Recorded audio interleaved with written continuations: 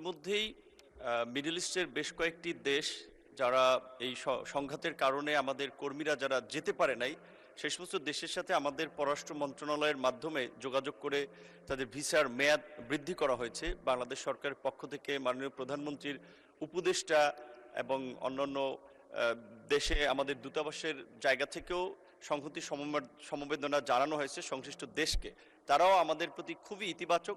আশা করছি যে যুদ্ধের ফলে যদি কোনো একটা শূন্যতা সৃষ্টি হয়, আবার একই দিকে একটা সম্ভাবনাও তৈরি হবে সেগুলো পুনর্গঠন করার জন্য।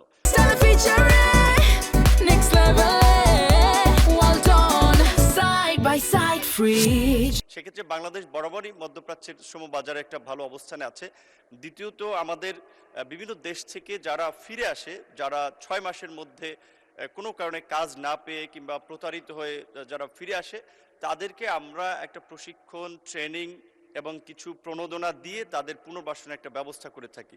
লং টার্মে যারা 2-3 বছর কিংবা এর অধিক সময় ওখানে কর্মরত থাকার পরে দেশে ফিরে আসে অসুস্থতা কিংবা নানান ধরনের সংকট, সেক্ষেত্রে তাদের যে ইন্স্যুরেন্স সুবিধা রয়েছে এবং মন্ত্রণালয়ের পক্ষ থেকেও তাদেরকে নানানবিধ সুবিধা দিয়ে থাকে এবং ওই সমস্ত দেশের অর্জিত জ্ঞান, তাদের অভিজ্ঞতাকে কাজে লাগানোর জন্য আমাদের এখানে একটি প্রকল্প আছে। সেটার মেয়াদ এই বছর শেষ হতে যাচ্ছে, সেটা আমরা আরও বৃদ্ধি করার চেষ্টা করছি এবং আমাদের মন্ত্রণালয়ের পক্ষ থেকে আমরা দায়িত্ব নেওয়ার পরে আমরাও একটা নতুন প্রকল্প নিচ্ছি যে যেখানে আমাদের বিদেশ ফেরত, সেটা একটা দুর্ঘটনার কারণে হোক কিংবা ন্যাচারাল কারণে হোক, যে যারা দেশে আসবে তাদের এই দক্ষতা এবং জ্ঞানকে কাজে লাগিয়ে আমাদের বিশেষ করে ট্রেনিং সেন্টারগুলো, আমাদের মন্ত্রণালয়ের অধীনে প্রায় 110টি টেকনিক্যাল ট্রেনিং সেন্টার বা টিটিসি আছে।